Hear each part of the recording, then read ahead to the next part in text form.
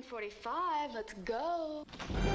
Imagine, if you will, an exhibit in fear. It looks a little spooky, boys. You think we should do this? A place that appeals to your deepest and darkest fantasies. Ooh, scary. Your fascination with ghosts, monsters, and the many unearthly elements of the supernatural. Welcome to the Waxwork. Look. Now this is killer. Enjoy. Wow, the glasses from Nutty Zombies from Hell. Lose yourself in it. Would you like a closer look? Really? But whatever you do, don't step over the rope. Welcome, my dear. We thought you were too tired to join us. All right, I'm hypnotized. Hey, not so fast. Relax. Put on a cup of coffee. We'll talk about it. I want out of here, Sarah. I'm serious. Getting scared? Do I get a pretty woman in my illusion? No. No, I get a dork. It isn't real! Bravo! What the hell did you kill him for? He'd have been perfect.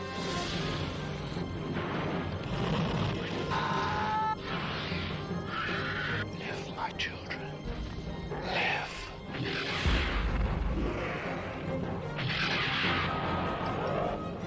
Hit me! We still need 2 more! Vestron Pictures welcomes you into a new dimension in terror. Waxwork.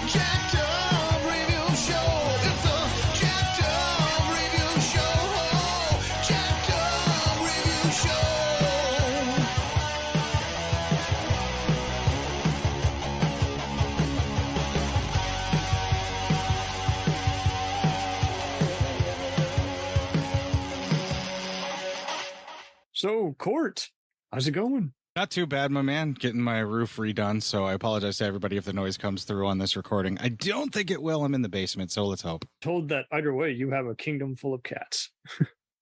Well, I've got 2, and yeah, they are not happy with all of this noise, so I'm going to have to spoil them a little bit once all the work's done. Perfect.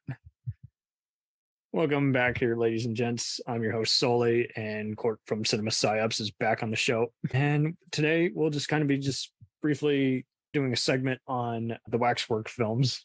Just 2 very distinct campy homages that star a who's who of the genre. You made it very clear before, you're all into just movies that just, I mean, I think everyone's all in general into films that show a degree of passion, where they're not just borrowing from other movies, they're just kind of just referencing earlier films and then inserting their own fictional world and then having a bunch of other Easter eggs scattered throughout.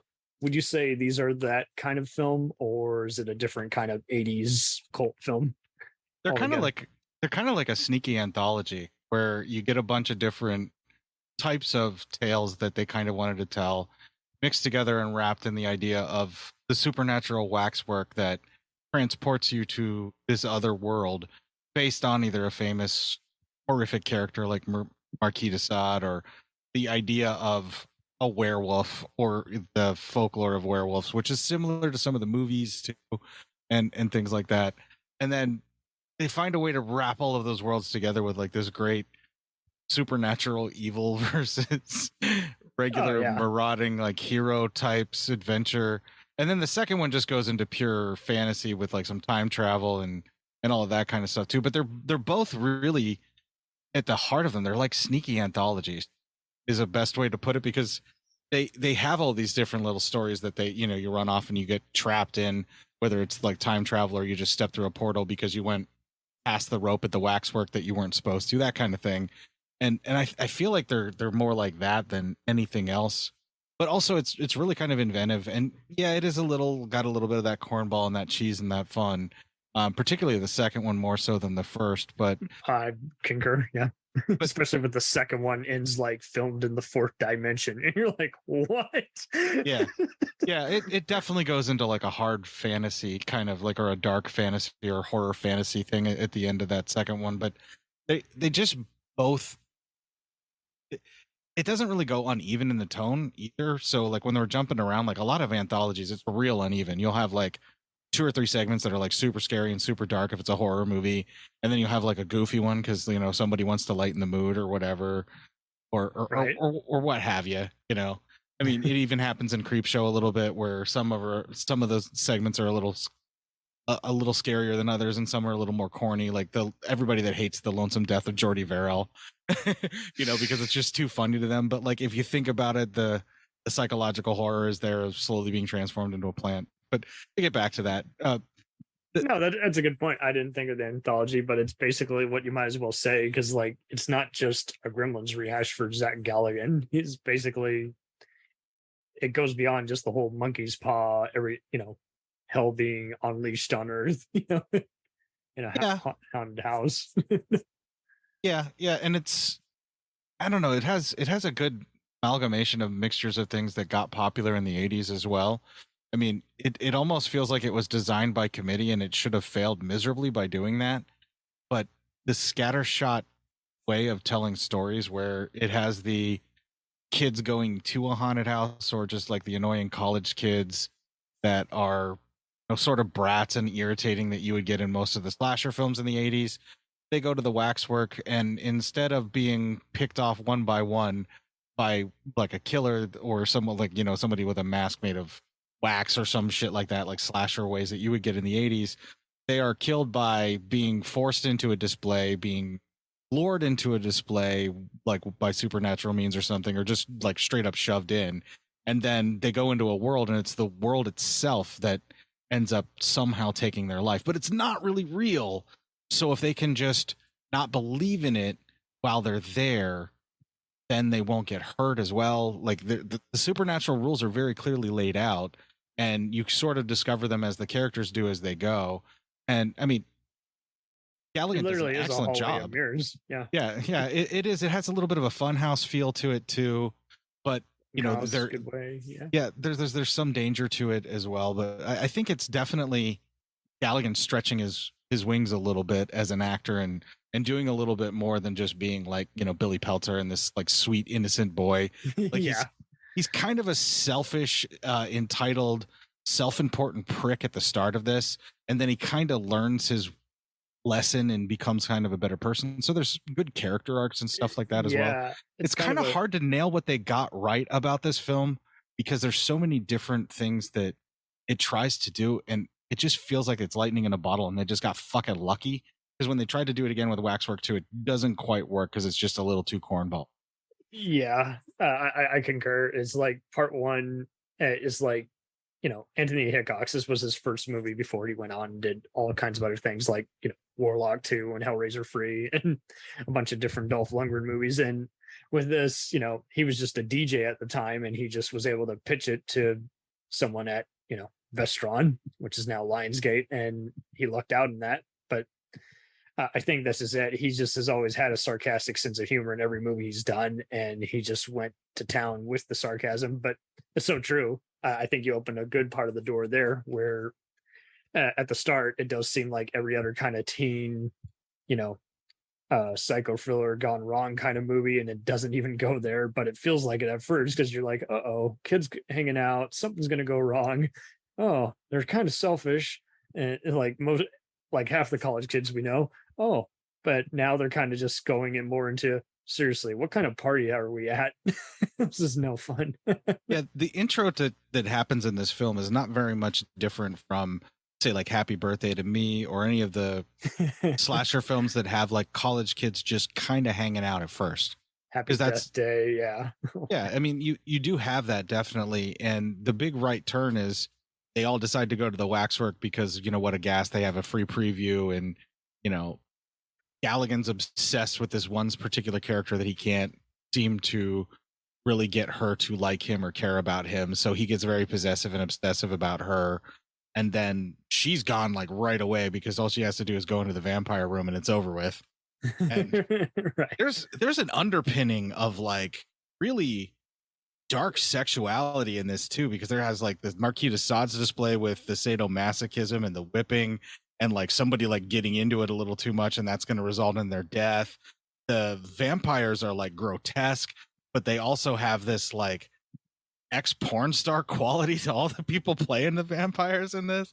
I think a lot of them were actually local LA models, so that would make sense to me. Yeah. And so it's like it has that level of like campiness where it's somewhat lovingly lampooning each of these styles of film or storytelling, whether it's the vampires or the werewolf cabin that you're locked in and what have you.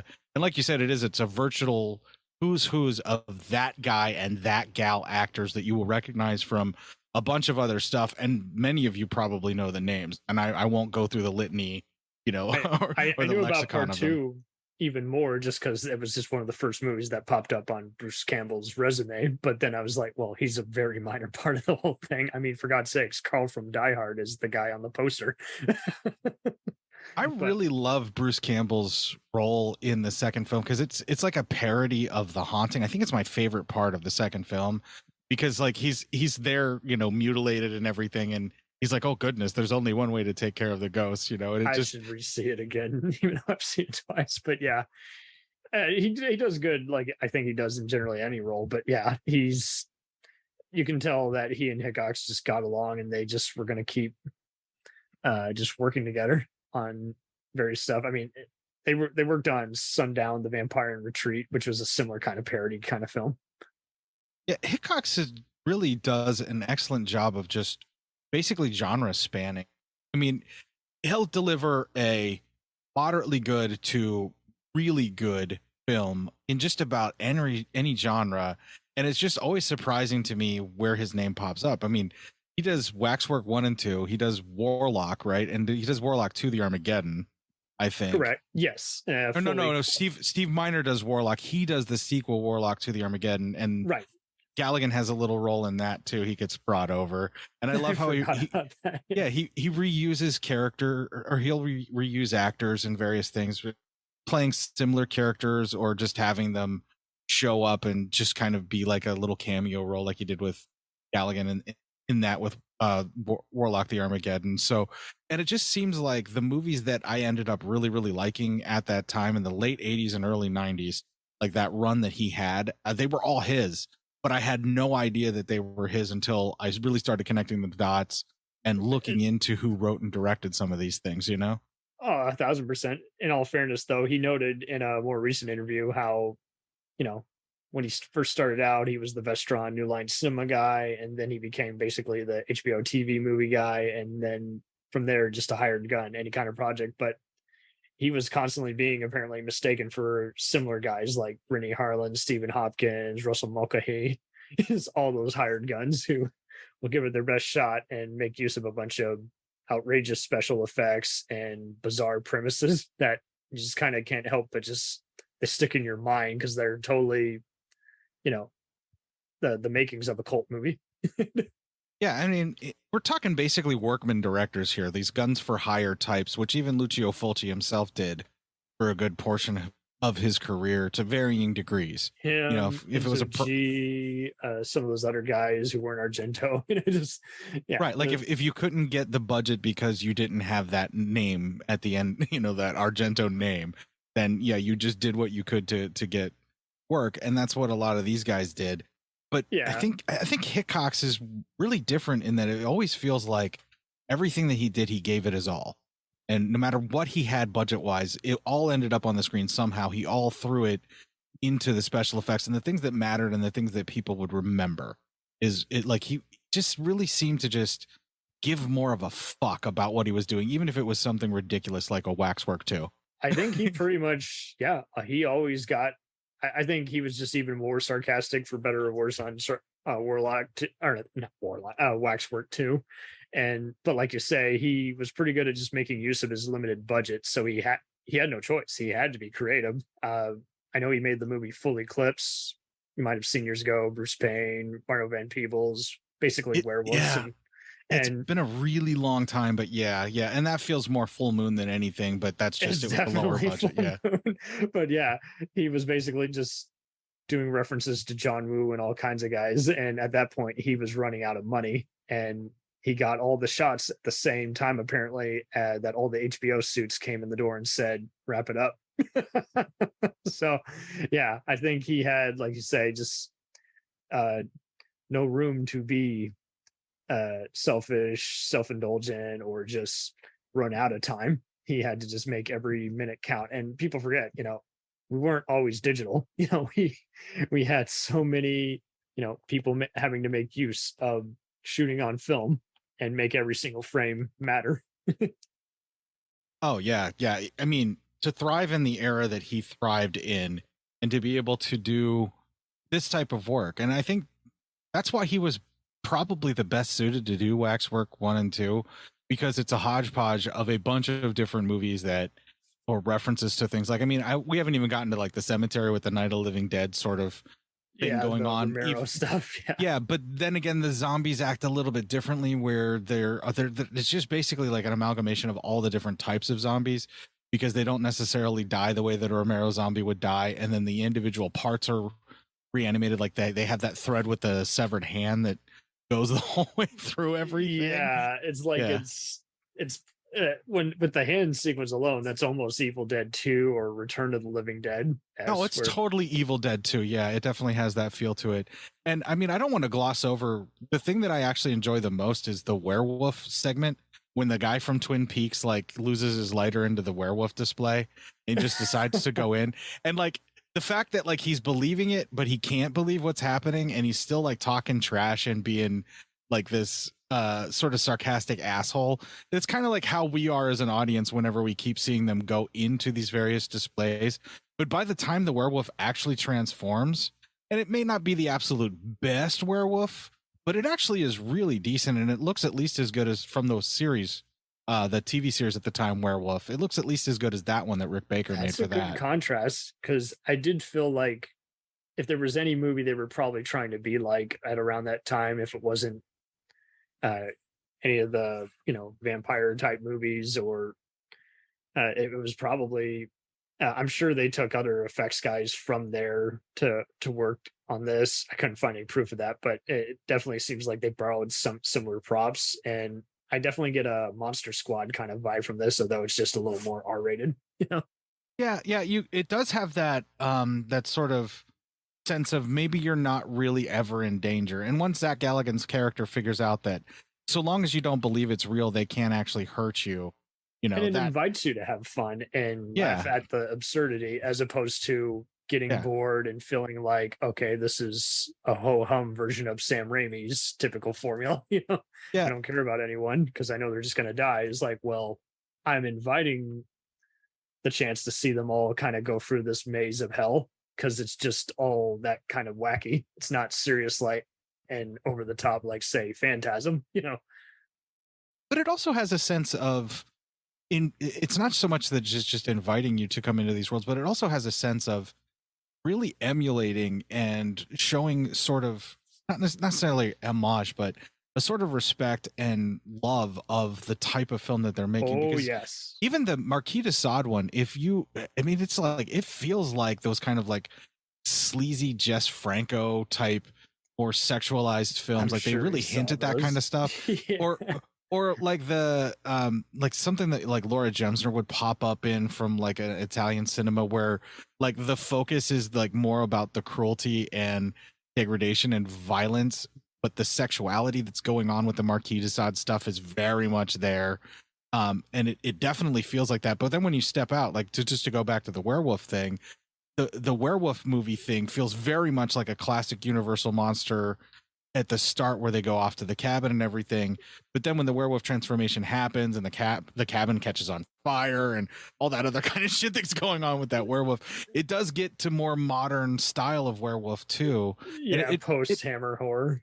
Yeah, it encapsulates like the whole, I don't know how they do it, but like each of the little pieces, it encapsulates sort of a little taste of everything having to do with that particular flavor of cinema or horror cinema because the vampire thing does have that really grody and bloody thing to it with where the guy's got his leg chopped off and the vampires have been eating like human tartar, which just so happens to be the supposed fiance of the one that the woman steps in. I forgot about that. I remember there was a bunch of other people like half eaten and they're like, oh goodness gracious, just kill me now. There's a few segments like that. And I mean, when you got real life, infamous killers like Jack the Ripper in here, as well as the often portrayed Phantom of the Opera, it's like you say, it's reminding the audience that they got all sorts of different icons of the genre that they're just basically exist in this house of wax. They also have just this ever slight wink and a nod to stuff like Little Shop of Horrors with Fly Trap. The Fly Trap sort of thing that's in there as well. And I mean, there's so much fucking stuff packed into like an hour and a half movie. And then when you talk about both of them side by side, there's so much more stuff, but because they just have even more stuff, like all the horror movies we couldn't get to in the first one that we wanted to reference, we're now going to do in a sort of time travel portal jumping around and mix in some dark fantasy, like you said, with the fourth and fifth dimension kind of thing. And they're real inventive. They're real fucking fun. And it just feels like it was such a huge gamble. And you're like, man, this could have failed miserably. And I just don't know if anybody else could have done as well of a job as what Hickox did with this, Yeah, because it's very clear he's a movie buff, as opposed to, because like when you do homages nowadays, when you see them, half the time it just feels like they wear out their welcome, or they're just making up for the fact that they're just kind of a soulless cash cow. And this doesn't feel like you say, it's workmanlike in terms of how it's put together, but the passion just shines through in the delivery and execution. And it's to organize all this, on a limited budget, I'm pretty sure it was simple as this: is like, okay, dress up the film set. Today is the werewolf scene. Okay, next scene is, the hallway chase scenes. It's every room has a different trap. It's no different than, say, if you were to go to the actual wax museum, in your local town. I wish my town had a wax museum. You don't have a wax museum? Okay. No, I gotta go to fucking tourist someplace in, like a Vegas or somewhere else to have a wax museum. Yeah. Oh, damn. Okay. They're all worth it, because you just look in awe as like, how in the hell did they make such a realistic, human shaped figure? Yeah, I actually do really enjoy waxworks and wax recreations. So seeing the film, I'd never gotten a chance to, like, for the first time as a kid, I'd never gotten a chance to go to one. Obviously, I knew they existed. I'd seen them in movies and everything like that. And this one really takes you really deep into the behind the scenes of how a waxworks like that would work. And like, you could actually like get an idea of what the displays would be like and everything. And I've since been able to go to some, and it's actually pretty accurate to how a lot of those are set up. All the waxworks that I've been to, you actually can interact with the figures a little bit more and like pose for pictures and things. You're not afraid of just having a creepy hand that doesn't belong to any of the figures pull you into some death trap. Well, there's some horror based ones that are in like Niagara Falls on Clifton Hill, where some of the poses, if you stand there long enough and just kind of look at them, I mean, like there's one with a xenomorph where if you're not paying attention and you come around the corner, it'll scare the shit out of you. Oh, Jesus Christ. Up there. Yeah. I did have a xenomorph at mine. There was also a random like X-Files exhibition and a random hand floating around a toilet. And it'll definitely get under your skin because of whatever music they're playing in that room. But wow, that's actually pretty cool. Yeah. So that's the other thing too. I mean, waxworks are they're a little bit of a hokey thing in and of themselves, and it captures the spirit of that really well in both of the films. Although the second one is more, like I said, time travel and hopping around, and it's leftovers. Yeah. You can feel it when you're watching it, and you just kind of know. And it's nice that it's nice that the Blu Rays release that they did of it, where they just put them together. So where if you want to, you can kind of do them both, but otherwise it's just kind of included in there. It's nice to know. And also the DVD that I originally bought of it was a double pack as well, where you got them both. That's just the way to go. Sell them as a package deal, and watch them as a package deal. That's why I applaud all the Blu-ray companies. They got with the times. They're like, you want it, you got to buy it all. They did it with the Wishmasters, same thing as Vestron. And like you say, it's just the only way you're going to make any money, especially if, half the movies are good and the other half not so much. And people are still going to get them, even if they're an infamous film, because they're bound to have some outrageous special features. Yeah, and this one was an excellent release when they did the Vestron Blu-rays, and even the DVDs had some decent special features when I bought those ages and ages ago, and it was definitely free. Yeah, it was worth the upgrade for the Blu-ray for sure, just because of the attention to detail, particularly in the first one. And the second one felt like it had more of a budget, but was meant to be more fun. They had more fun with it and they goofed off a little bit more. But it does have some really great moments. Like all the stuff with Bruce Campbell's team is in black and white because they're in a black and white movie, and it feels like that. And when they're doing the portal and the jumping around and everything, it gets a little hokey and it feels a little like Beastmaster Lost in Time or something like that. You know what I mean? Year. right. And it's just, what was with the like super late 80s, like just on the cusp of 90s and taking your franchises into jumping around through portals, right? Like everybody did that. There was even like, I think Full Moon, man. Full Moon did their take on it with like Crossworlds or some shit like that with Rutger Hauer. Oh, don't forget Trancers. Yeah, Trancers had that as well, but it was more like just straight up time travel. So that's more like where he gets sent back through time more than anything. It's not just jumping around to a bunch of different worlds. It's just straight time travel. Yeah. But there was like this weird where they I guess people just didn't know what else to do with their movie. They're like, how do we get butts in the seats? I don't know. Make them jumping around in time and space or some shit. Right. And, I think everyone realized they had taken all the best kinds of time travel plots and they didn't want to just sound too derivative. So they're just like, just open up a portal. I wouldn't be surprised if a lot of it was a role-playing game or early CD-ROM computer game inspired in some capacity. Yeah, and it's the Waxwork 2 is more like jumping through multiple dimensions and multiple realities or something like that than jumping around in time for sure. And that was at least a little bit more unique, but it also has a feel sort of like House 2 more so than House. You know what I mean? And I'm a fan of House 2. Cater puppy for life, everybody. I'll admit it. I love House 2. But that's right. It's a childhood favorite, though. I watched it a ton when I was a kid, and that's why I kind of like it. I screwed up. I watched House Free first, the horror show. Oh, I feel really bad for you, my friend. I really, truly do. I actually enjoyed it, but then again, I'm a Lance Henriksen completist, so what do I know? Lance Henriksen can make anything worth watching sometimes. He really can. I was going into it with a Fallen shocker kind of feel, and that's basically what it was trying to be. Okay, yeah, that's fair. Wow, we're reviewing a bunch of different movies and stuff, but I think it all still kind of fits. Well, because it's all part of the same melting pot. Yeah, yeah, that same area of filmmaking in like the late 80s and such, where they just throwing spaghetti at the wall until they see what sticks, and then that's their movie. It's a spicy meatball. No, but it's just right. Yeah, I'm almost out of stuff to say about the films. I think we pretty much talked about.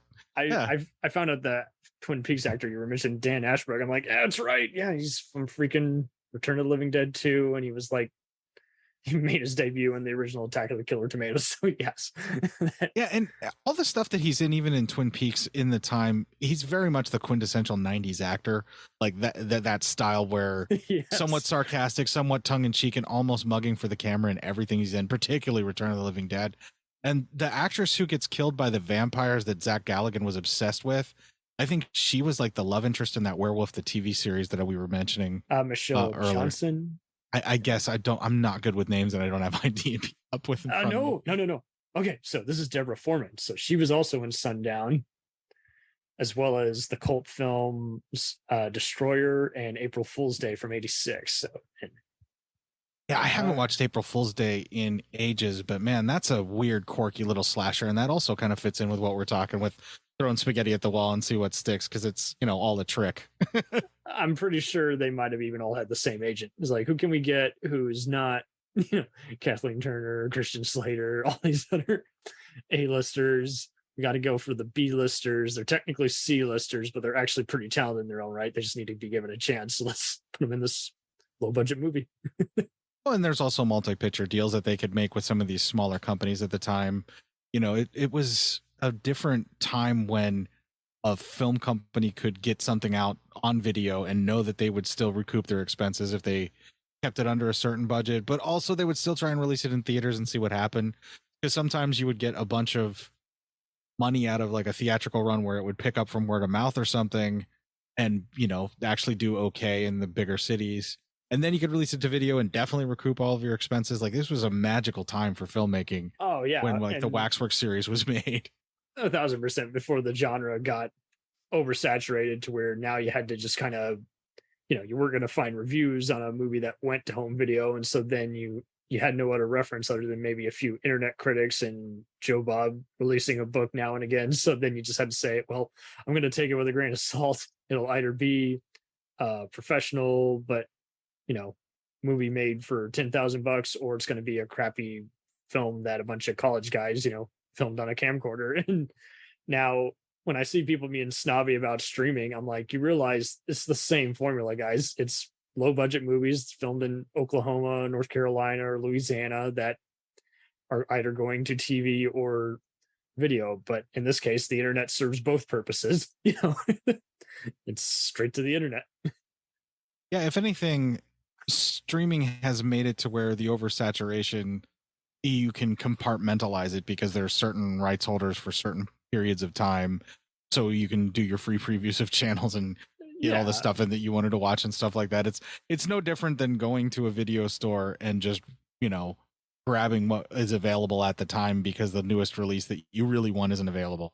It's really not that much different than that. It really isn't. And like you say, you know, people don't realize how, yes, you know, trends change, the markets try to keep up with what they determine are giant interests that they can make as part of their marketing plan. And, you know, vice presidents of programming change, and half the time it's just like a boss being replaced by some new supervisor. They want to basically give their whole company a facelift, you know, try out a different formula. The only downside to streaming is don't rely on the channel that will have, or not the channel, but the particular streaming service to always have the content that you want. If there's something that you absolutely love, find a way to own it yourself in a format that they can't take away from you, including like Vudu and all of those digital locker stuff, because eventually that stuff's going to be taken for you. I'm still going to advocate for, if you can own it on a disc, they can't physically come and take that disc from you. 1,000%. If you can't afford it, you know, just wait for a used discount bin, you know. Yeah, absolutely. You know, there's something to be said. Even if you can buy a digital file that you actually physically get to keep and are responsible for on, you know, like a cloud, your own personal cloud or hard drive or something, like that's a better way to go than having the digital locker stuff, because I've definitely lost rights to things with even just digital locker shit, just because companies change hands and studios fall out of favor with some of these. You know, like I've had a few, not many, but a few that have bitten me in the ass from Vudu and Prime that I bought that way. Then we're going to have to share some of our MediaFire archive accounts. Not a lot, but a few things here and there. So anytime that you can get a physical disc or a copy that you are responsible for, because some release companies will actually give you a digital file that you can download. Like Something Weird Video ripped a bunch of their stuff that was old VHS that they recorded to DVD. They have them ripped to files, and you can just buy a file from them, and it's yours to keep. I've been doing that a lot. I think it was like TV Archive, and there was a bunch of others, but they were just those obscure kind of antenna channel kind of movies. We're just like, yeah, there's never going to be a physical media release of this due to a music rights issue or studio not determining interest in any audience. And so, yeah, it's like there's always going to be that rare movie where you're just like, I'm going to seek it out. Yeah, I acquired it through maybe not necessarily legal means, but, you know, it's not like I shared it with anyone. Well, I mean, I had to freaking import a DVD release from France of Werewolf the TV series just so I had a version of it that was somewhat legal, didn't even although have dubiously so for me to have. They didn't have any region-free versions or anything. Well, the DVD doesn't really necessarily have to be region-free for me because I have region-free players, and it just was, this was the only company that was releasing it. They had the rights to be able to do it, and it was like all the PAL tapes or the overseas market version of that from that time that they converted to DVD. It still has like French credits and things like that, but it's kind of the only way that I could get the series because of music rights issues. It was never going to be released anywhere else, pretty much. Jeez. Hey, at least you got it. Yeah, and I'm pretty sure it's a fucking bootleg, by the way. I mean, it seemed like a reputable company. I was able to order it through Amazon and everything. The discs look great. I don't fucking care, but it was literally the only way that I could really get a physical copy of it that was purchasable. Especially at that time. Good. Well, no, this was just a couple of years ago. Like, really? Yeah, it was just a few years ago that they actually released this shit to DVD. And it was just this unceremonious thing. And like I said, it felt like a bootleg. It probably was. I just didn't tell anyone about it. Yeah, I think that pretty much sums up all the things that are great about the era that Waxworks came out of, and then also how it so lovingly emulates the things that it is trying to recreate in an era where that sort of thing might have been a little more passé.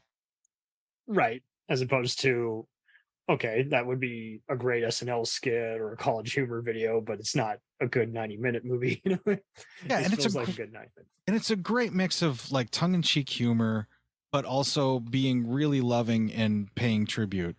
Like, that's really hard to do, and they tried that in the 80s with a few of these kind of parody films. And I mean, you could have been Saturday the 14th if you're not careful about it, but it ended up being so much more. Oh man, shots fired.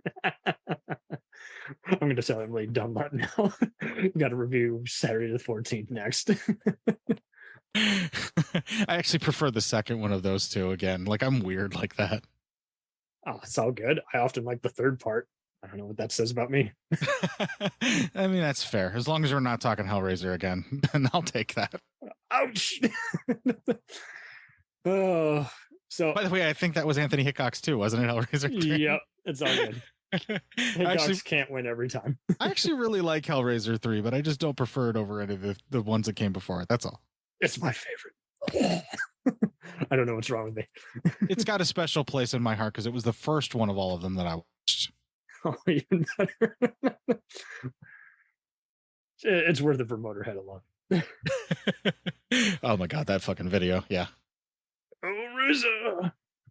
So what do you have coming up for this coming year, if anything? Well, actually, the year is kind of already planned out, so we're going more obscure and weird. And one of the things that we're going to be doing is we're going to start digging into like Blu Ray box sets that I bought. Instead of trying to do individual movies out of the set here and there, we're just going to go through the entirety of the sets. That's kind of my big plan.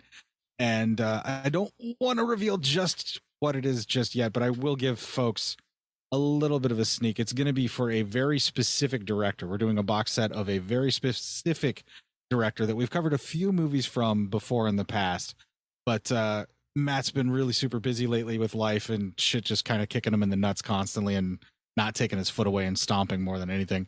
And so he got to choose. I was like, hey, do you want to do, some more in-depth, like really thought-provoking, interesting films this year for our, the box set breakdown is going to close out the show for that year? Or do you want to do something cheap and sleazy and kind of dumb and fun? And that's what he chose. You can find anywhere. And he was like, yeah, let's do cheap and sleazy and dumb and fun. And I was like, all right, cool. So the initial thing that he was going to pick wasn't going to work out. So I kind of substituted in a different director, but it's not going to change the flavor at all. And I like when we actually start going through this, I think it's going to be fun for everybody. But we're also going to end up, I've already talked about it. We're going to be doing the Blood Island films as well. That's like, I got a box set from Severn of that. So I want to go through all of those. And the recent ones you were doing, I was like, yeah, I've been meaning to see those for a while. I just haven't seen them yet, but they were essentially, they were all like pre Deadliest Game Ever played, Running Man type movies. Yeah, it's really interesting. Those 3 Italian sort of action sci-fi movies that we did, it was go beyond the Mad Max or Conan formulas they were aping, and now they're just a different kind of crazy. Yeah, it was like Endgame, Warriors of the Year 2072, and Raiders of Atlantis, which was the most insane out of all of them. And just I loved your second part where you're just like, it's not making sense. Moving on. Just because you're always trying to analyze the scene, and there was one which was just tying both you and Matt up, and you're just like, onwards. Yeah, you definitely don't watch Raiders of Atlantis for a cohesive story. You're definitely just watching it for all the action and the craziness. Especially when they decided, let's insert a random Indiana Jones type plotline. Yeah. Those films are weird because the interesting thing is they're all before like Running Man actually gets released. Now, that's not that the story doesn't exist out there, but they end up grabbing the things that they liked from the post-apocalyptic world that was in Mad Max and Mad Max 2, right. And they inadvertently made Running Man knockoffs before that movie even comes out. 1,000%. And it's what they had to do when they weren't doing zombie knockoffs or Jaws parodies. This is like, yeah. And it is funny how even before the recent Blu Rays and 4K splurge, half of them were being just re-examined by film historians as whether or not they were actually pretty good in their own right, or if they were, so bad they're good, kind of midnight crazy movies, or actually just bad but a disaster you got to check out. Yeah, as long as it's entertaining. That's just don't fucking bore me, and then we'll be okay. Movie, just don't fucking bore me. That's all I ask. And that's at least what Waxworks and Waxworks 2 delivers. They're entertaining. Like, you're gonna have a good time if you sit down and watch them. 1,000%. It's been great having you on here. Yeah, it's been a total blast. And this was a great kind of informal conversation, just talking around and about that era of film by the lens of Waxworks 1 and 2. That was part of the theme. Go in for this October, just have all kinds of retro kind of Halloween themed kind of stuff. It was like, okay, you remember this kind of cult show from the 90s that scared everyone. It was like the freakiest thing since Trilogy of Terror. Here's this 80s movie, but it was a different kind of cult film that teens would talk about at slumber parties. Adults were collecting the collector's edition. And if nothing else, everybody get out there and watch Werewolf the TV series. It was a great fucking show. Next episode, next year, I will definitely see it. It's been on my watch list. It's just, I think it used to replay on Chiller before they closed down that channel. Yeah, Chiller had the rights to that for a really long time because they could do it as a broadcast. There's something with the music rights where they can still be rebroadcast by a channel. I don't know about streaming services as of yet, but Chiller was kind of streaming. Sort of. It was a precursor to that. Yeah. Basically, streaming does, I think it applies the same stuff as DVD rights, because I know they did that with certain 80s shows where they had to sample out the background music differently. Oh, yeah. There are some streaming versions of like Married with Children that doesn't even have the Frank Sinatra song. You're right. I'll go even deeper. Miami Vice and Hunter were the biggest offenders. There's like, yeah, no, you still didn't play that song. It's too modern sounding. Yeah, and unfortunately, they don't have the soundtracks to be able to tweak like that for something like Werewolf. It's just embedded in with characters speaking dialogue, so we'll never really get them on streaming. They just don't want to put out that money. They're just like, oh, no one remembers that. I'm like, yes, they do. In some cases, too, it's also the bands that were featured in that declaring or demanding way too much goddamn money. Yes. Oh, bastards. Why can't we have it all? What are we going to do, Mark? We're just going to pretend like nothing happened. But what if one of those creatures got out? How? Does the burning down of the Wax Museum have any bearing on whether the accused killed her stepfather or not? You two are here. Something has gone wrong. If we don't find some evidence, you're going to rot in jail, or they're going to give you the electric chair. You have inherited your grandfather's and my collection of strange artifacts. There may be something there that will help you in your quest. Hey, look at this. It's a Cartagrian time door opener. Ready for this thing. Look! Come on! No, Mark! Come on! We did it. Elizabeth, please. Go back to your chamber. Don't be too long, my darling. What happened? You believed in all of this. It possessed your mind. It's here. Look!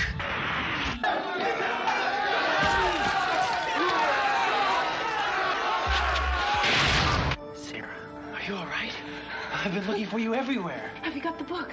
The book? Well, Frankenstein's the notebook. Loch Ness Monster kind of ate it. Shuttle to destruct in 5 seconds. 4, 3,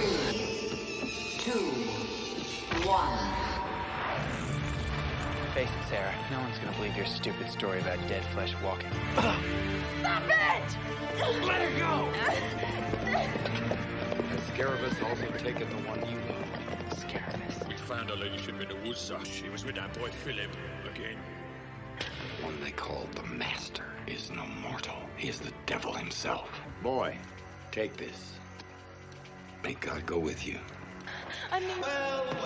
Take him to the dungeon. Alfred? Of course it's me. Do you mind telling me what's going on? When you first used Solomon's Locket, Sarah and you have actually stumbled into God's Nintendo game. No. Oh, yes, where he and the devil fight it out using their various time warriors as different characters. To the death. Remember, it is one of the greatest privileges ever to be chosen as a time warrior. You know, sometimes I think you actually enjoy all this hero stuff. You ain't seen nothing yet.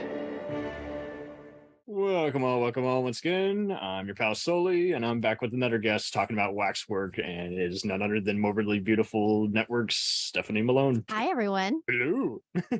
We're in the Thanks fourth so much dimension. for having me. Anytime. This is a long story short. How did you get into all these uncanny 80s cult movies that were often being distributed by Universal, Lionsgate, Fox, and even Canon? Just that were just like making you just blow your mind. You're like, oh, this is a perfect USA Up All Night, HBO type movie. Yeah. I mean, it helps that I'm an old lady, so this stuff is like nostalgic for me. Nothing wrong with being old. No, I mean, 80s horror is amazing. I have a huge soft spot for it. And I'm a VHS collector, so I'm still like really into all the whole retro scene. I'm gonna have to so I was like to my pal Emily Dunlap on Gag Me with a Knife. Oh yeah, okay. I edit that podcast now. Sweet. Yeah, I haven't seen this film in a very long time, and I was really excited for the opportunity to rewatch it. And right when it started and that Vestron logo comes up, I just like get chills. Yeah. I get super giddy. I'm like, yes, we're doing they changed to Trimark and then Live, Artisan, Home Entertainment. Mm-hmm. You almost expect. We were joking about some of the other movies Anthony Hickox had done, like Hellraiser Free and Warlock, and we were joking. There are moments where, for whatever reason, I do expect like the zombies from Return of the Living Dead films or even the Warlock to just show up and just taunt the protagonist, and it's just that has same kind of aura. This apparently they had to avoid like release to avoid like similarities with the Monster Squad. It was so funny because I did get that vibe when I saw it. I actually saw it before Monster Squad, but what's so funny is like, I can't blame them. They would have probably been countered by Shane Black and company. Hey, you stole our movie. Well, this film is, obviously entirely all about homage. Like it is just this is such a cliche to say, but it's like a love letter to the genre. It's really just, here's a bunch of films and styles of film that I love, and I'm just going to throw it all on the screen, which I think is what makes it so endearing. But it's definitely a hodgepodge of everything that's kind of come before it. I couldn't concur more. I mean, because like we were noting all kinds of things. It's not just like Italian cinema, but it's also kind of Hammer horror and Universal classic monsters, and then plenty of other current 80s movies that were out at that time. We were joking how the hand scene is basically the Evil Dead 2 segment basically referenced. It's like, yes, yeah. Do you feel like there's kind of a lack of sarcastic filmmakers nowadays? Because that's what Hickox has often been noted, is like he's just like, hey, let's just make a fun movie on whatever budget you give me. And it seems like a lot of filmmakers now like to be very demanding, or I don't know, just kind of do a lot of locker room talk. And it's just like you can do whatever you want at whatever kind of budget, whether you're Charles Band or Sam Raimi, that's up to you. Yeah, I do think obviously things are cyclical, and this is definitely indicative of a real specific time and place. Like when you watch it, it feels, and this is not an insult, this is actually a compliment, but it just feels very 80s. Like you're just totally transported back into that time. And it had a very specific charm to it that is hard to replicate nowadays. So it's nice when you go back and rewatch these films, and I don't know, just sort of joy inducing. I mean, I wouldn't say that this is a great film. Like objectively, I wouldn't be like, oh my God, this film is a masterpiece. Well, that's the but joy. It's so just much like, fun. Yeah. It's like, and this is where it gets hard as both a filmmaker and even a critic, when you're having to tell people, it's like, okay, well, it's a highlight of the genre or of that era. It may not be a top 10 of whatever year on whatever critique you're going with that. But yeah, it's like it may not be a Nightmare on Elm Street or Gremlins type movie, but it's got some of those same kind of elements and fun. It may be a very above average Sunday night movie if you don't want to call it a Friday or Saturday night movie. I don't know. Well, I've talked about this before, but I think that when you're like, as a film critic, when you're talking about films, you have to like think about what was the filmmaker trying to do? What kind of film were they trying to make? And not think about whether it's for you or not, or, you know, whether it does what you want it to do, but does it do what the filmmaker wanted it to do? Which this film, I think, is just pure joy. And I feel like it is very much infused with so much heart and passion. It's a theme park. It is super fun, and it's hard not to like get on board with that, I think. Totally. That's a good point, because there are some critics who will kind of keep a neutral stance until they give their rating, and you're just like, were you forced to review this movie? You know, it's like, did you like it but not really like it, but you're still got to give a positive or negative rating on it? You know, it seems like some are, like you say, are reluctant to kind of just spill the beans, so to speak. It's just like, I do not care for this. However, I think other people will really take a lot of joy out of this. It's like, then say that. Fuck. You know, it's just like, don't hold back. You're a critic. What are you afraid of? Did someone threaten your career if you gave it a positive or negative review? I don't know. I don't even see why anyone would hate it if you gave a positive review. I don't know. It's just like what you like. Jesus. Oh, I don't know. People will find a reason to hate everything. I will say that if There's it's not in line with their opinion. Pressure by a studio exec who hates the movie and wants it to flop, which is even dumber. I'm like, why would you not want your money back making a movie you detest? I mean, I don't get it. Yeah. Yeah. Well, I definitely don't hold back. I tell you how I feel right away. I think I don't know. I think this film is super charming. I mean, it's like I said, it's been a very long time since I've seen it. I remember. What'd you say? Charming is a good word. Yeah. Yeah, charming. I guess I don't know if it's the best description or not, but it's kind of just what I feel. Well, it just made me smile. You know what I mean? It's like, no, I know what you mean. Like, this is fun and entertaining, and yeah, it's not. It's silly. It's purposely campy and kind of ridiculous. It's very low budget, so it's not like super high end by any means. Low budget? No, just kidding. But I had like, I don't know. I remembered loving it. I hadn't seen it in a really long time, and I rewatched it, and I was like, okay, you know, it's definitely very 80s, but it's super, super fun. I really enjoy it, and it's kind of fun being like, all right, what are they going to do now? And I really like the way it's almost like an anthology where it's like all these like little segments and different stories that are taking place with the different characters. I find it pretty, I mean, some of them work better than others for sure, but I find it as a whole pretty entertaining.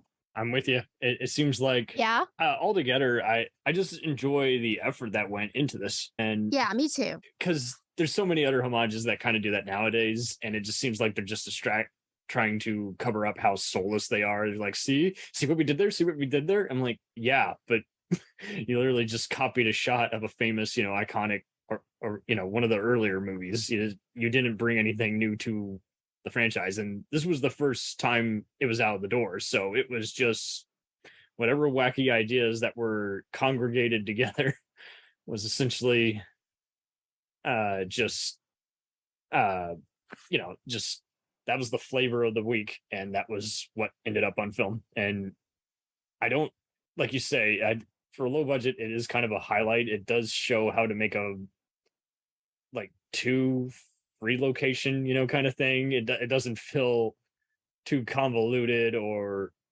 even, and it goes by really brisk. Like before you know it, it's over, and you're like, whoa, that flew by. Yeah, the first one definitely like has, I mean, I don't know if we're going to get to the second one or not. That's a little bit of a different story, but the first one, it's fine. Everyone varies on either one. Like I was kind of mad, but enjoyed part two. I don't put it up as like a top of the list, but Court was really enjoying both, depending on his mood or the day. And I think it kind of makes sense why they're in a 2-pack. They're literally one side of the same coin. Do you want heads or do you want tails? But yeah, like you say, I feel like part two was kind of like a mixture of like deleted scenes and extensions and just kind of some leftover stuff for a potential sequel. And it was just kind of all just pasted together with more effort to kind of get more genre actors on there. Yeah, I mean, 2 feels for me it's a little long. It's a little like there's parts where, because the first one doesn't drag at all for me. It's like really fun. The second one, I was a little bit like, all right, we could probably trim some of this. I mean, I still think it's clever. It's fun. There's some good humor. And obviously, like, there's a lot of really fun cameos in the second one. Very catchy rap soundtrack. Holy moly. Yeah, the soundtrack is surprisingly great on that one. Yeah.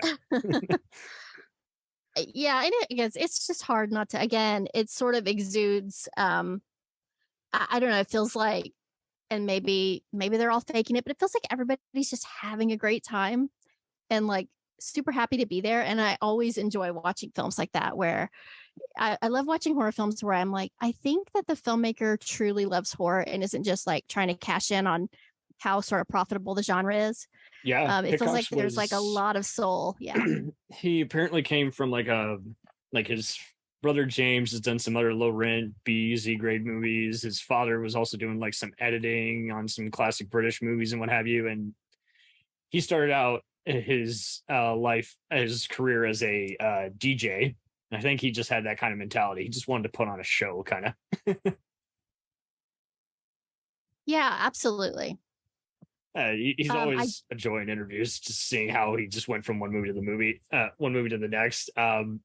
He was talking about how he made other wacky movies, like some of his other Dolph Lundgren actioners, as well as Full Eclipse. I don't know if you ever saw that HBO original movie, but basically I haven't seen that one. It was John Woo meets werewolves and cops. It's just nutty. And what's funny is he talked about how he was often kind of like on the same short list as kind of the Russell Mulcahy's, Stephen Hopkins, Rennie Harlins of the world. He's just that B-C movie guy who just, you got to do a horror sequel and then you got to do this and that. And that just, he just was it. This was his first way out of the door. And I didn't say that right. First, what's the expression for just film out of the gate? Yes, first film out of the gate. I can't speak today. Anyway, yeah.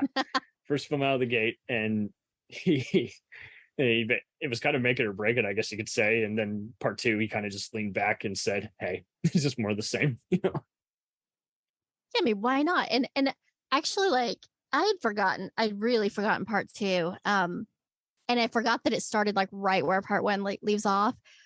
But like it was so jarring because they replaced Deborah Foreman as like the main girl, who I was like super sad because I love her, and I was like, okay, I was bummed. And then I did some research and found out that she and the director were dating, and they had like a messy breakup right before filming. And so he recasted her, and he refused to cast anybody who looked like her because he just wanted like total separation. So it's like takes place on the same night as the first one, but you've got a completely different girl who looks completely different. It's a little bit jarring when you watch them back to back.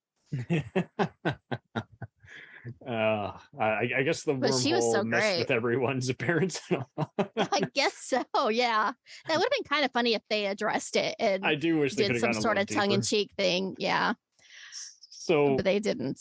Who else do you recognize in this? They have one of the warriors from the gate who's just got a bunch of makeup on, is Frank Zagarino, and he starred in all these goofy cyborg killer robot and military movies that often would air on HBO. Troy from Star Trek is in this one, and obviously Bruce Campbell is here. And I mean, freaking Carl from Die Hard is on the poster, so going in, he's gonna be a bad guy.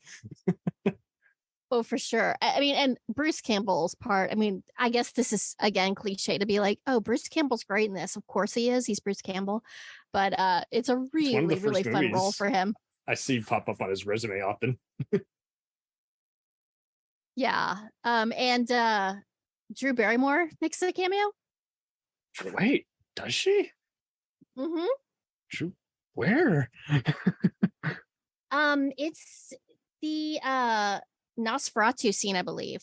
Oh wow. I know Patrick McNee from like the freaking Defenders, I think. Yeah. He's in there. The Avengers, the 60 shows guys. Yeah. From Spinal Tap. Wow. Oh wow. Yeah, okay, that's right. Oh yeah, she's the vampire gal. Yeah. Wow. Yeah. Yeah, I know it's a little nutsy. I remember David Carradine for sure. I didn't recognize. Wow, Drew. Okay. Oh. Awesome. Yeah, it's a very weird film. In a lot of ways. But I feel like it works. It works for the weirdness works in this case. Yeah. No, good point. Yeah.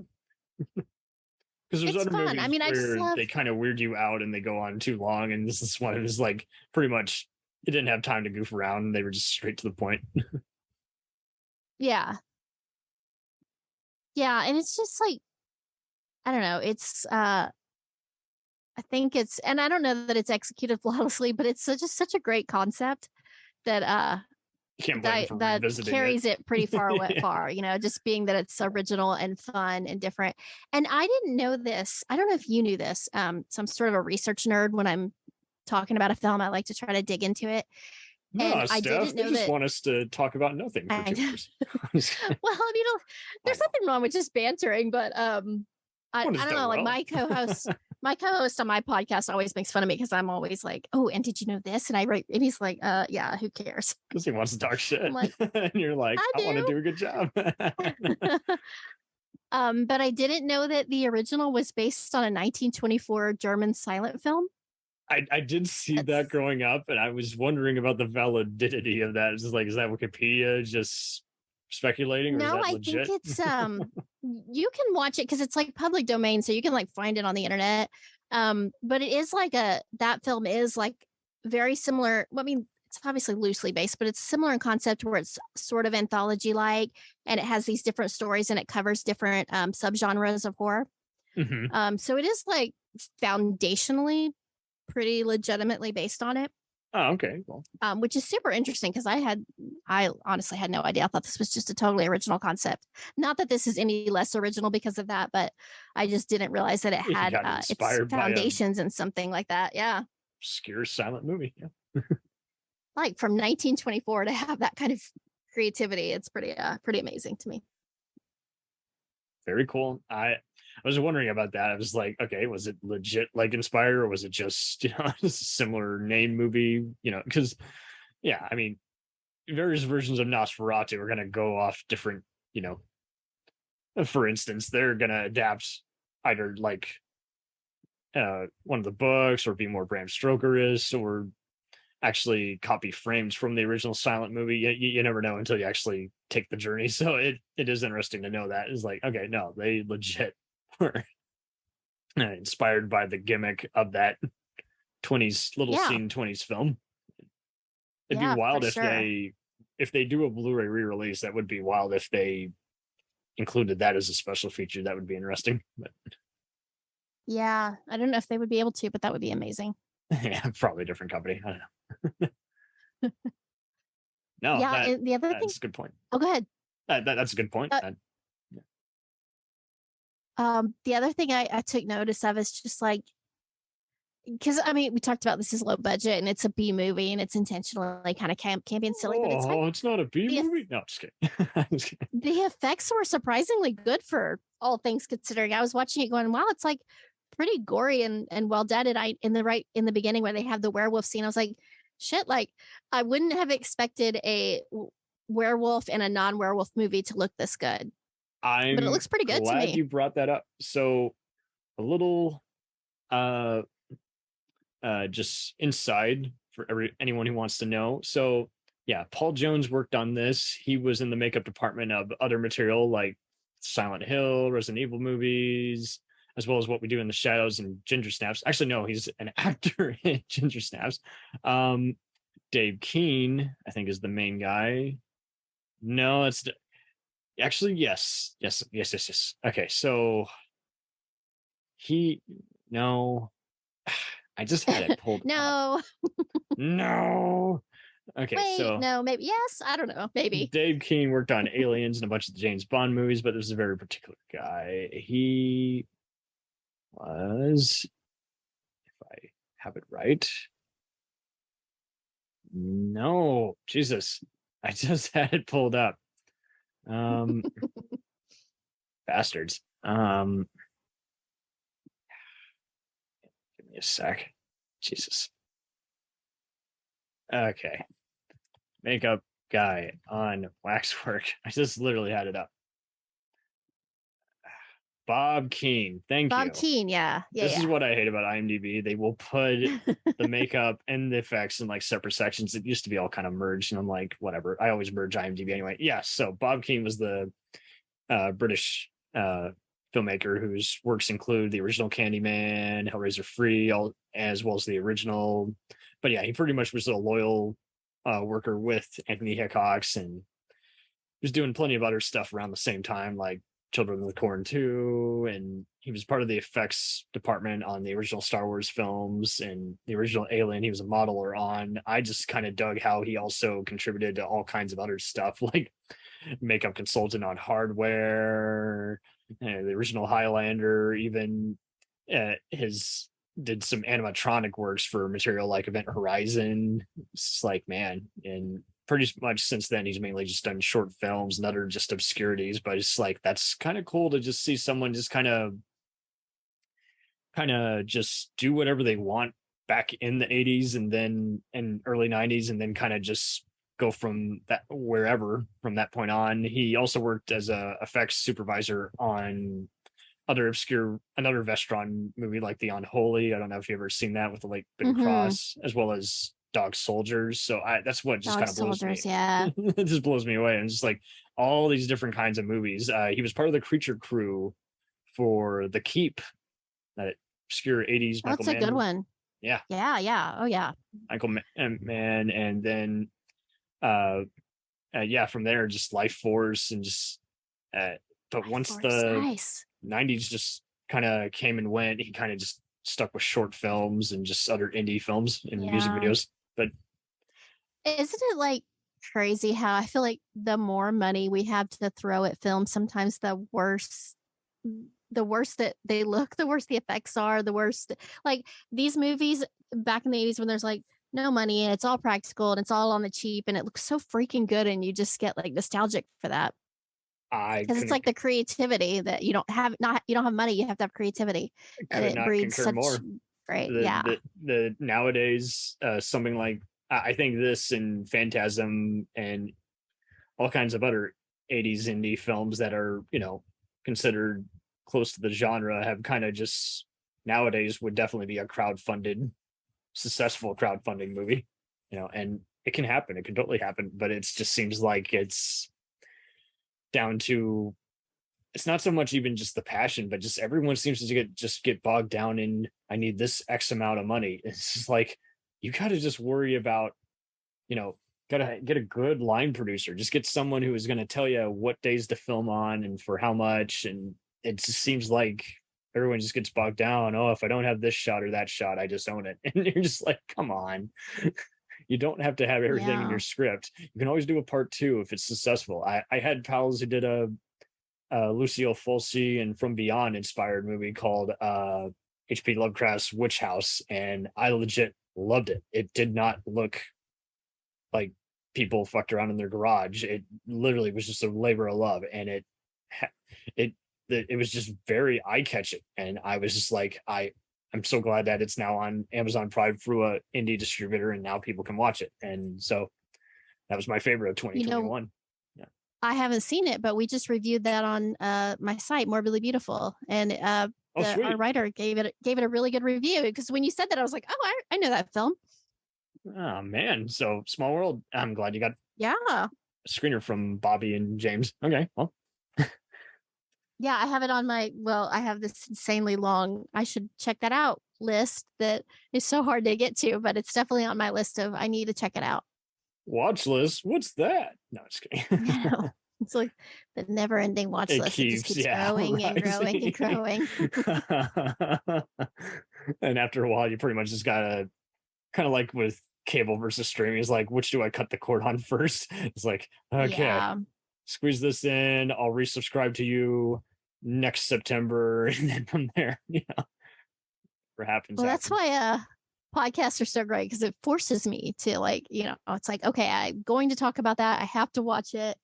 So that's always like really fun. Like this film, I don't know when the heck I would have ever sat down and watched this film, but then like having an excuse, I'm like, thank God I had an excuse, because this is like really fun and reminds me of like the movies that I love. I would always hear the talk show host Jimmy Kimmel was on Conan's podcast about 3 years ago, and he always joked, is like, if he didn't have time to squeeze in a movie, he's like, I'm told you're good in it, so that way he didn't look like a dipshit or an asshole. I haven't seen it. You're good in it. He didn't have to tell a white lie, risk asking a question that's contradicted by someone who actually had seen it. It's a tough hustle, because like you say, is like, how much time and effort are you going to spend? And it gets even more complicated when half these movies have, higher definition director's cuts, but you're not sure you want to spend that X amount unless you actually preview it first. And likewise, if you want to discuss it, you also want to make sure you got a good crowd, as opposed to, oh yeah, I remember seeing this in the drive-in. I'm like, yeah, but can you tell me a little more, as opposed to just nerding out on me? That's hard. The thing is that because I've seen all these films, and then like, but I haven't seen them in a while, and I'm just like, crap, I always feel like I need to, even though I could probably wing it, I'm like, I've got to rewatch it because it needs to be fresh in my mind. Right. I'm not good with just flying off the cuff. I'm like, shit, I know this stuff happened. I have no idea what happened in this movie anymore.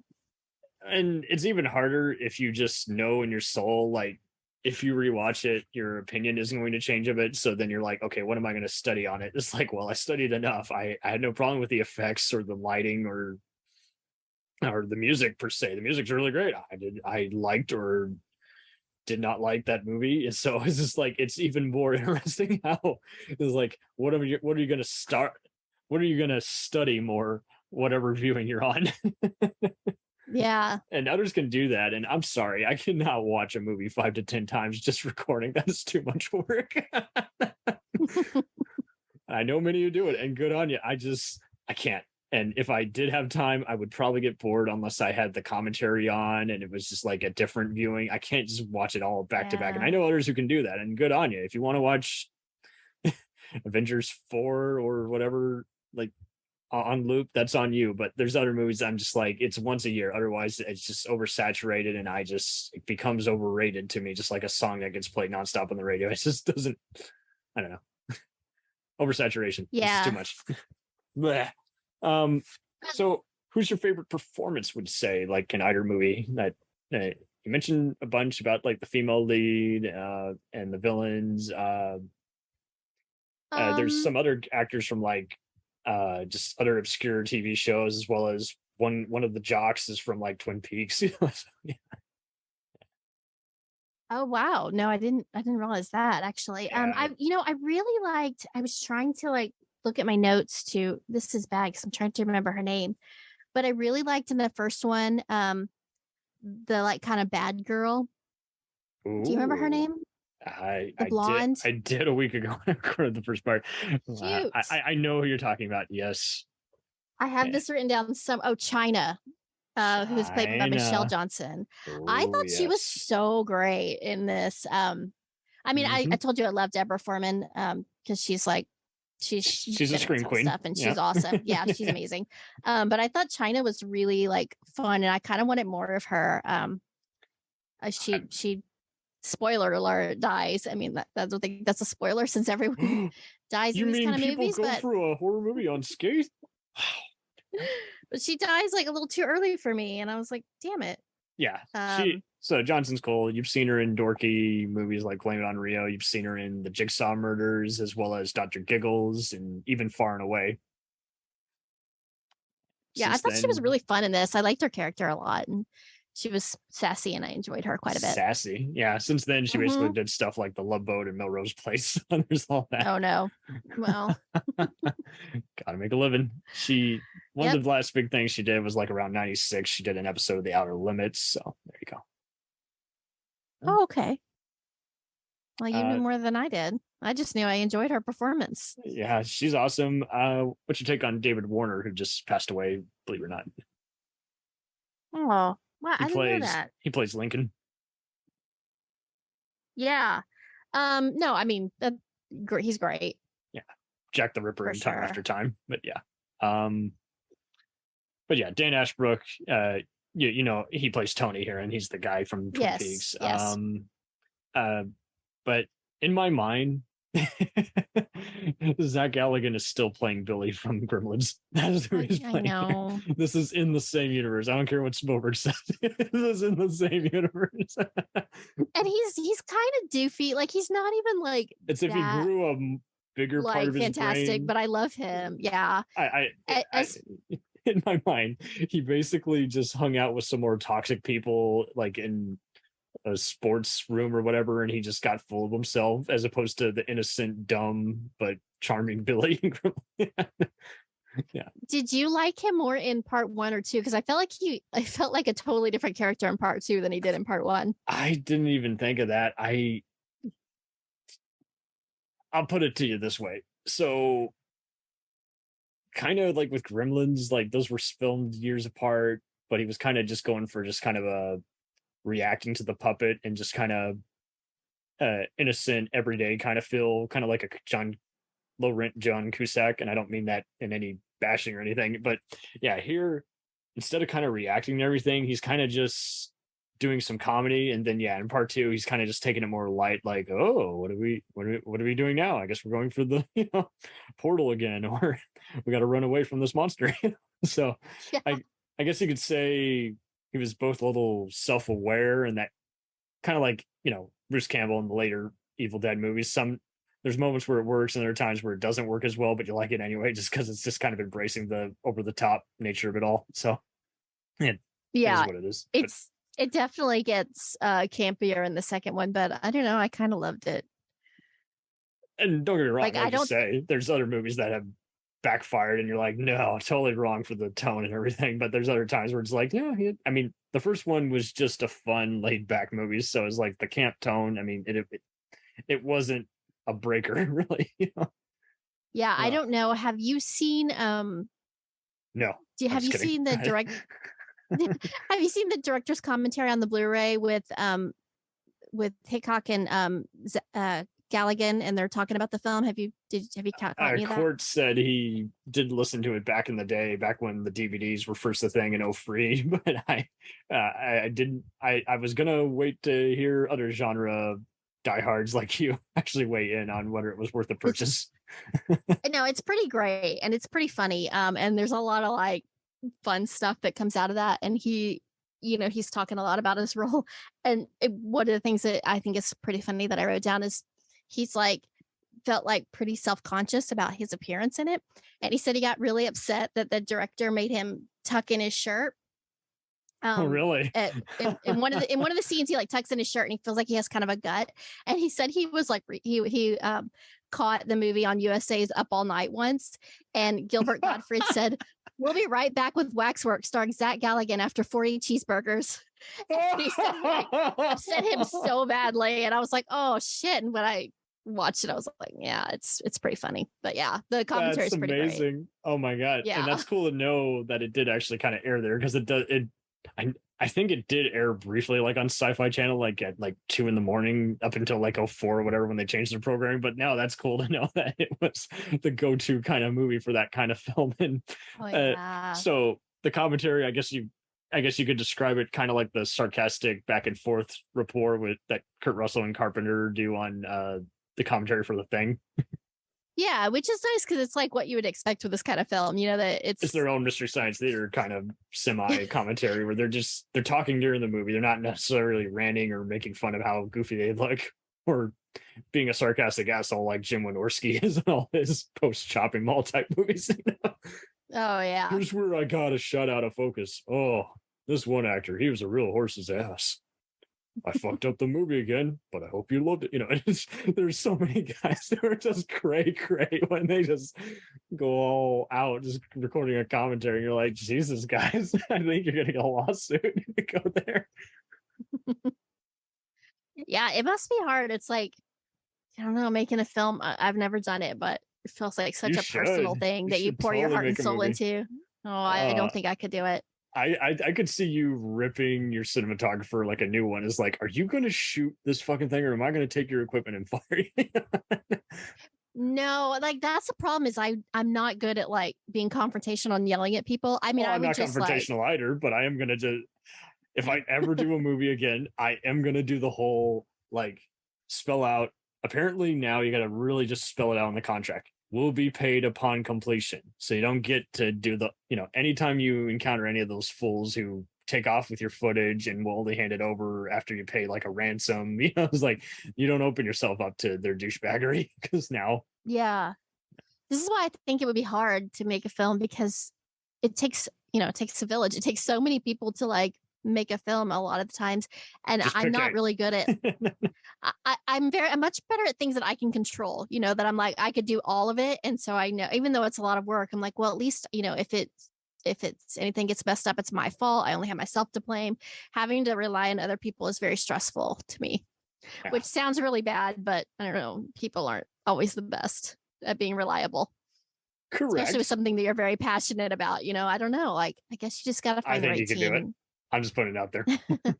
All right. I would give you $2,000 versus someone else who has shown that they have no sense of recording decent sound or are just going to keep saying duly noted. And you're just like, fuck you. Off the record, I had a pal who's been showing off his martial arts movie. And he keeps wanting me to respond. And then when I give him my 2 cents, he just like ghosts me for a while and then comes back and says, what do you think now? I'm like, I still can't hear it. Oh, it's like sometimes I'm not people... trying to be a dick. I cannot hear it. I cannot hear it. So this is Danger Will Robinson. That's the rule number 1.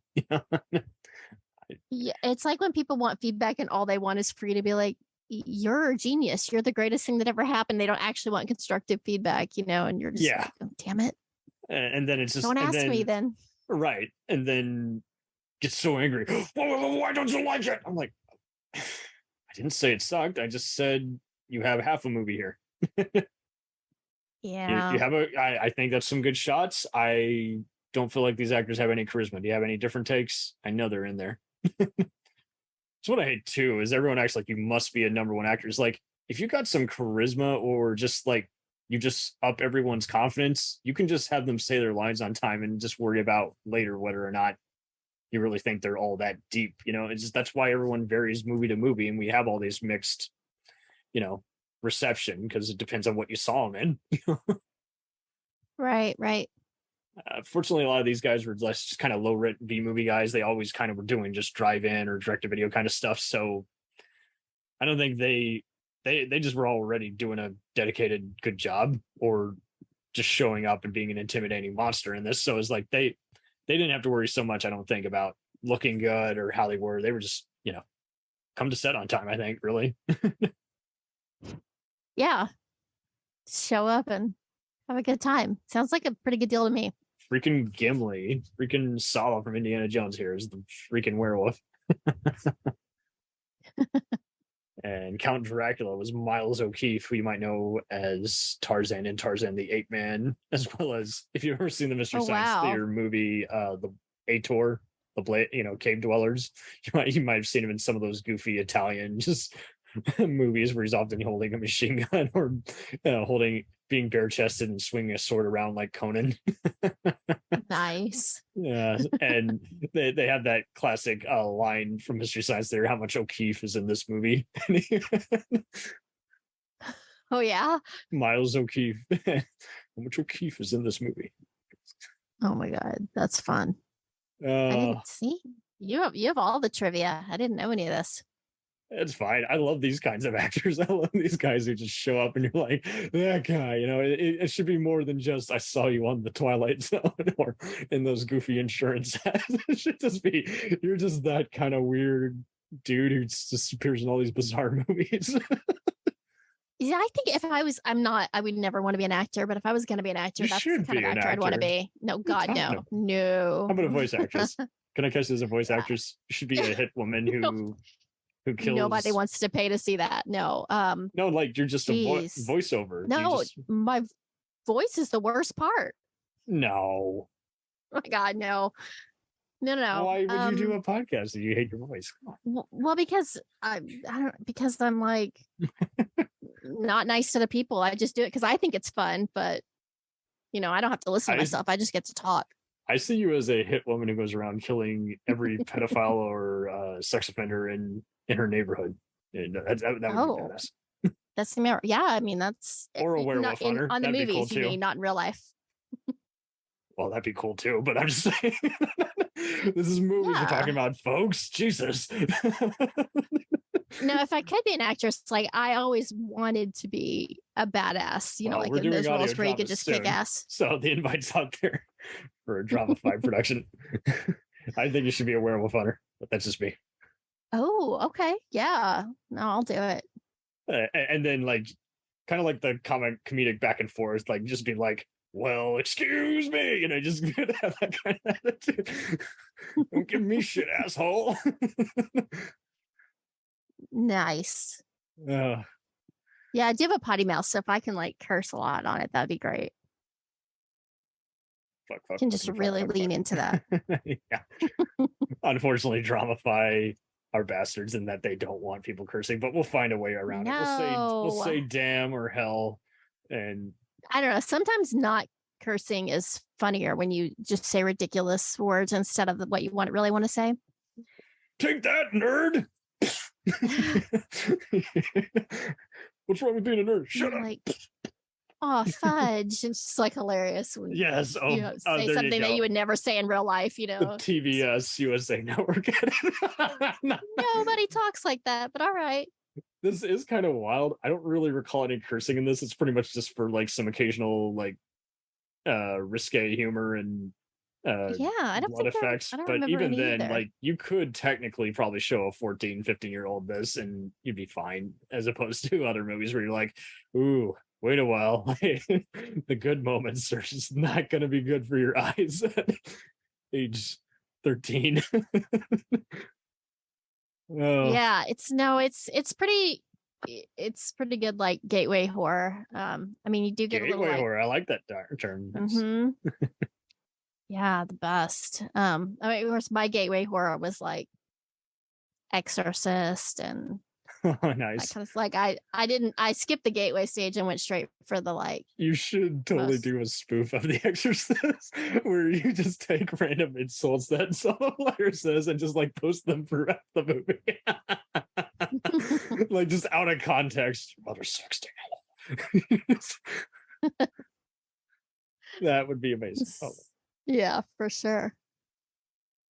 So Anthony Hickox claims he is working on a Fellini biography epic and shooting a movie called The Bride in Spain. I don't know how recent that is. Take Wikipedia with a grain of salt. Interesting. What was the last thing he's done? He did like a 2009 like straight video movie, Knife Edge. I haven't seen it yet. I heard it was shitty, but I've never even heard of that. He mainly just did a lot of movies that were like premiering on HBO that starred Armin Asante and Dolph Lundgren, and did another movie called A Contaminated Man that was kind of a falling down kind of thriller. Contaminated Man. I know, it's a cheesy name, but apparently decent movie, I guess. I've never not minded him. I've always considered him a reliable B movie guy. He got to work with Larry Cohen on Invasion of Privacy, which was a psycho thriller. But I feel like, Waxwork, he's doing these back to back along with Sundown, The Vampire in Retreat. In my mind, those are kind of like all in kind of like the same universe somewhere. Yes. I was when I was looking up some stuff about this film, somebody was like, what's really strange is that this film hasn't been remade with like all the remakes that are happening, because I feel like this is so ripe for a remake. And I usually don't like to say that, but no, I get it. There's some stuff you could remake, and it could be probably like the new Suspiria, where it's like it's related in name only, but a whole different special sauce, as opposed to, like you say, like the Endless movie where it's like, let's remake this, and everyone goes to it to basically like go be angry in the theater. Is like, it's not going to be good. But it's for that one asshole who wants to remake The Crow, don't do that. It's just not going to turn out anyway. It doesn't need to be remade unless you want to market it as like with the new Lord of the Rings, I'm doing a different adaptation / version of it. It's like, okay, well, that might appeal to those who, I don't know, didn't like the previous adaptation. I don't get it, but I'm going to give it a chance. If it's a different stance, you got to slant it differently, basically. And it seems like they kind of tried to do with that with like Total Recall, and it didn't quite work because they kept sneaking in homages to the original movie, and you're like, so what are we going here for, fellas? I'm not following. I thought this was trying to be a different adaptation. It's so hard to get it right. It's so hard. There's like, you just gotta strike that perfect balance. Perfect balance. They kind of did that with like that, because I feel like this is totally referencing like the original like House of Wax with Vincent Price, this Waxworks movie, and they remade House of Wax like in 2005, but I didn't see it for the longest time. And then when I finally saw it, I was like kind of mad, like I was with most of Joel Silver's Tales from the Crypt type material. But I was just like, okay, so it was kind of a ha-ha behind the scenes. Hey, let's cast a few infamous actors in here and have them die. I'm like, let's put Paris Hilton in there and have her melt first. I'm like, well, so what are you trying to go for here? Like, are you trying to break the fourth wall? Or what are you trying to do? Because if someone's going to die, I got to actually care about them or be horrified, not just be kind of guffawing at what a off-color character they are off screen. This just doesn't do anything for me now. It might for some other people, but I'm just not that mean-natured. I just don't get the point. Keep it in the movies, guys. Jesus. Yeah, listen, I'm going to say something super controversial here. So get ready. Dum, dum, dum. Paris Hilton is a really good actress. There, I said it. She's really good in House of Wax. She's really good in Repo. I think she's kind of great, but that may be the most controversial thing that I've said in a really long time. So you get it on your show. You're welcome. I love it. What do I know? I watch stupid movies with actors who basically kickbox and can't act their way out of the box, but are just adorable. Yeah, I remember like at the time she was so hated, and it was so controversial with both Repo and House of Wax. And people just like hate watched it so that they could like watch her die and just I think talk about how much they hated her. Well, truth be told, we're kind of just slowly opening up, because we're just kind of, I still see people all the time, they instantly want to fling shit at like whoever the first two main stars or directors are. And it's just like, you do realize movies are just like music. The producers are calling all the shots, unless your name is Scorsese or Spielberg. It doesn't happen otherwise. Unless you're feared, you basically got to play by their rules. And that's why half the time we see these movies, which we love or hate, that the person's disowned and the Alan Smithy, rename. And you don't know how much of it is they could have just acknowledged the studio notes they were getting. They didn't necessarily have to follow them, and vice versa. Like they did have to follow them, and they were just refusing to just go along with it. And when half the time, you don't really get to choose who is in your movie. And so the worst thing you can do is just refuse to work with them and not give them any notes, and sometimes they will be the difficult type. They'll be like, I want to shoot it this way or that way. And it's like, okay, we'll shoot it that way. We're not going to use any of that footage, but I'll keep that part to myself. We're not going to use that take because it sucks and you're not a good actor, but I'll use a better take where you're at your best moment. Yeah, I know that like Darren Bousman, who did Repo, said that it was suggested to him that he audition Paris for Repo. And he was on record saying, he was like, hell no, are you insane? There is no freaking way that I'm casting that girl. Like my film will be a joke. That's ridiculous. And he said that she showed up to the audition and just blew everyone away. She was just like so freaking prepared. She came dressed like the character. She just nailed it. And he was like, shit, I was wrong, and like was just very open about his like first impressions being wrong and being open to giving people a chance. And sometimes I thought that was people really cool. want to do their job sometimes. Yeah. Like, you never know. You never know. So this is kind of a cool sidebar now. So what are you going to be probably reviewing next, do you predict, if any? On Morbidly Beautiful. Yeah. On the site, so well, it's festival season. Dun, dun, dun. So Yeah. yes, so it's a very busy but very fun time of year. I am about to go to Fantastic Fest in Austin.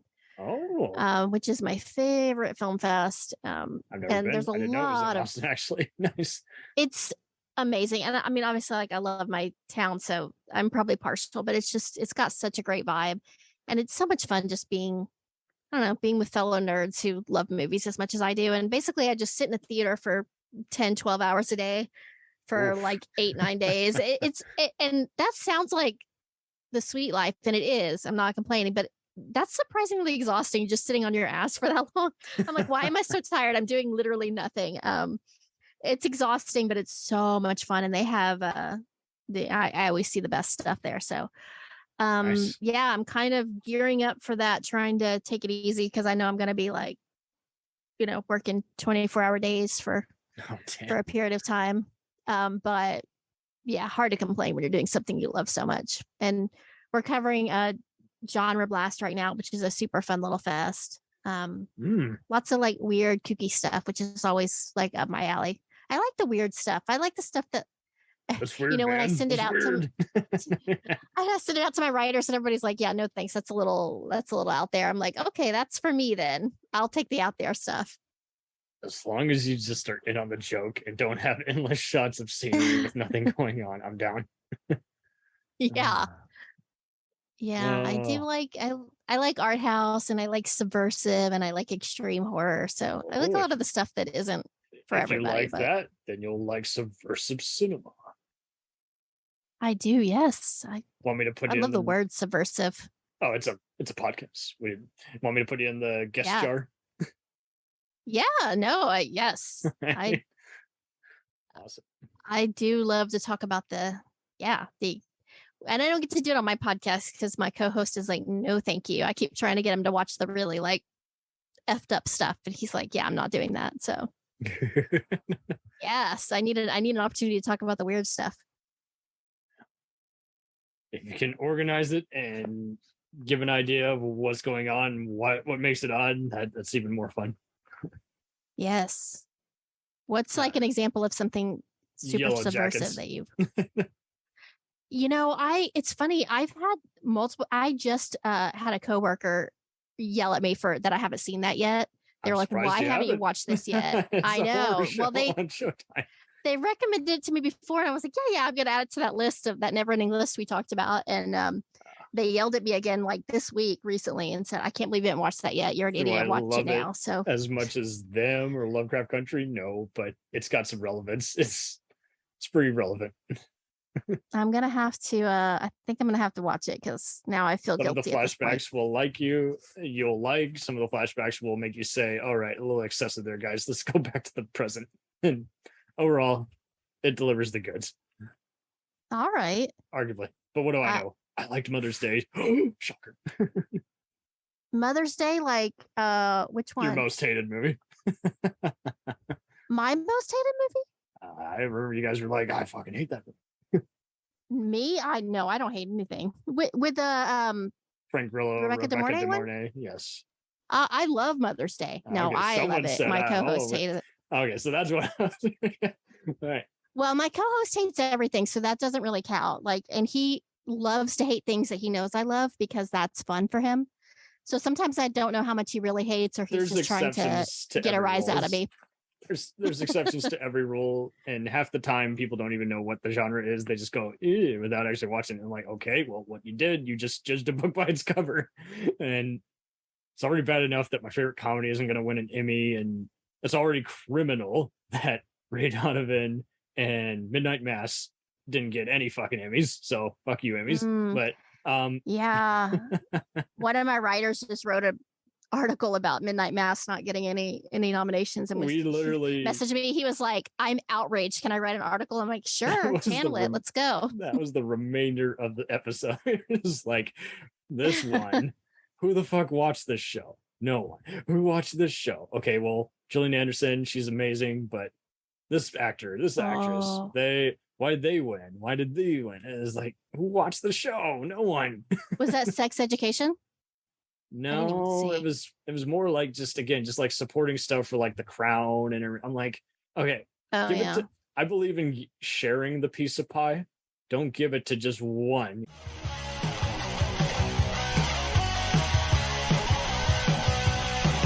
Follow us on the web on Facebook, Twitter, and Instagram.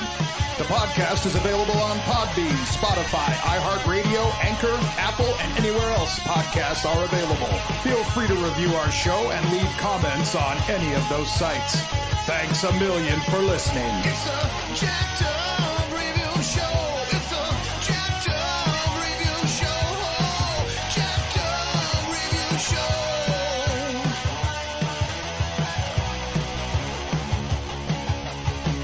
It's a jacked up review show. It's a jacked up review show.